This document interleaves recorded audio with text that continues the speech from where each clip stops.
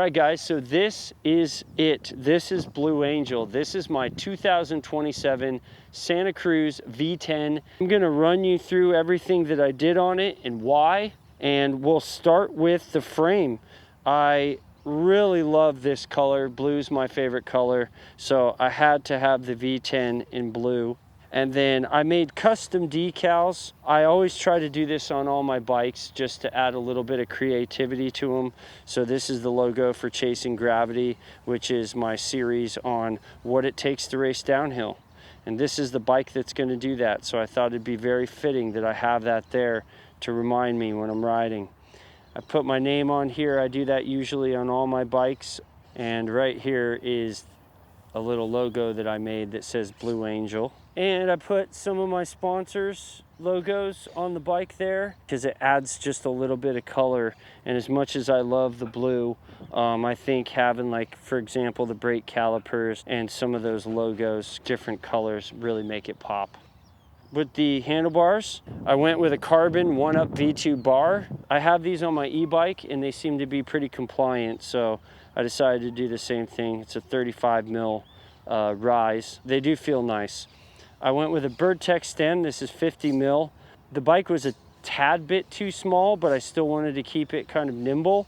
So I pushed all of the adjustment cups to the farthest position, and I wanted to go with a bigger stem to give me a little bit more reach since I have a big arm span. So I went with the new Fox 40 with the glide core damper. I keep hearing great things about this, and this was impossible to get, but I managed to get my hands on one, and then I customized it by doing a little silk graphics kit with the silver Fox 40 to match the bike itself. And I can't wait to start running this through its paces because I've heard it is incredible. Moving on to the brakes, I went with the Magura MT7 Pros. I absolutely love these brakes. I've had these on numerous bikes, and what's great about them is I believe they're the only ones in the industry that have a brake point for just your finger that's adjustable.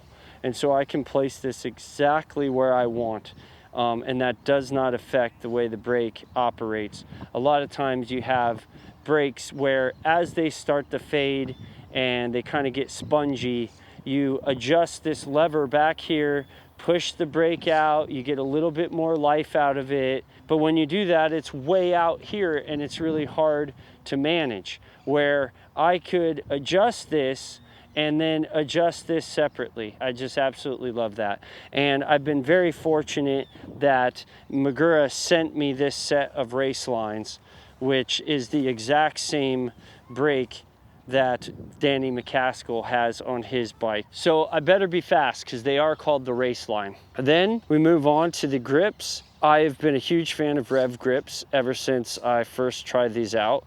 They're grips that actually float over the bar, so they don't attach on the bar, they float above the bar, and then you have these metal rings and bushings that hold it into place. And they've just been awesome, and I really love the feel of these grips. So I went with these and the silver to kind of complement the blue and silver theme.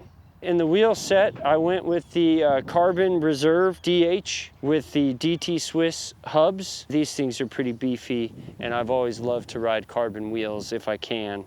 And they're very wide too, so I think they're gonna perform pretty nicely. And then with the crank and pedal combination, I went with 5Dev.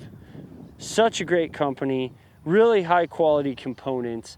I believe they started out in the aerospace engineering industry, and the owners of the company were riding buddies, so they decided to make some mountain bike parts.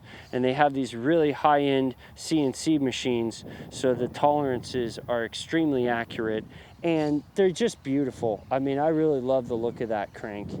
The pedals, I actually run these pedals on my e-bike, and they're extremely thin, so they protect you against pedal strikes. I just decided to kind of keep what I'm used to training on these, and for right now, for downhill racing, I'm going with flats. Maybe I'll eventually go to clips.